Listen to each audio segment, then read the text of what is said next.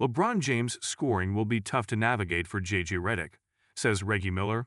LeBron James finally made his season debut last week, scoring 11 points and dishing out 12 assists in a win over the Jazz.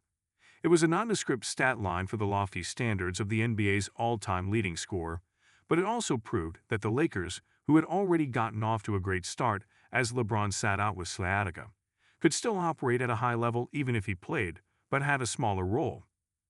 LeBron followed up that performance by hunting his own shot a bit more in his second game. His field goal attempts rose from 7 to 18, and he ended up scoring 17 points in that one. Luka Doncic and Austin Reeves, meanwhile, have continued to thrive, as they averaged 35 and 24, respectively, in those two wins.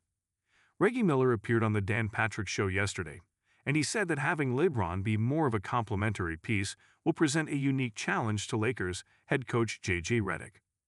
How does JJ navigate that, having an All-NBA player just a year ago, second team in LeBron, and now you incorporate him within the Lakers structure? He asked. Both Miller and Dan Patrick agree that it's a great problem to have, though it will still take some adjusting for all involved.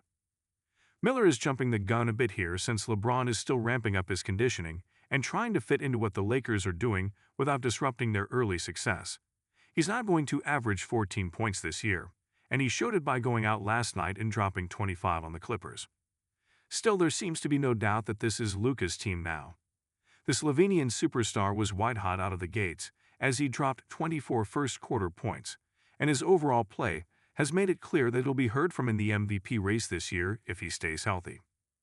The Lakers have shown that they can win without LeBron, and in a small sample size, they've shown that they can win when he's taking more of a backseat in the offense. When he gets fully up to speed, this is going to be an extremely dangerous team that's capable of hanging with anyone. Miller brought up an example of how LeBron was used mostly as a screener in the closing moments of that second Jazz game, and he said that he expects him to be more assertive going forward. At some point, when LeBron has his legs, he has his wind, and he's back in full shape with no back issues, you assume at some point LeBron's gonna have the ball with some of these high screen and rolls. So once they figure out that dynamic with crunch time, they still win the game, don't get me wrong. But they gotta figure out their closing moment and action between LeBron, Luka, and Reeves. Miller is high on the Lakers' chances, but he still ranks them behind some of the other top teams in the West. It was no surprise that he put the Thunder no. 1, then he followed them with the Nuggets and Rockets on the next tire. The Lakers did get killed by 29 in their one meeting with the Thunder, though LeBron wasn't back at that point. They haven't yet gone against the Nuggets or Rockets.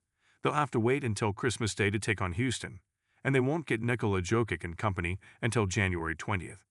Each of those three teams currently has just 4 losses, and it looks like it's going to be a battle to get the 2 and 3 seeds and avoid OKC as long as possible in the postseason.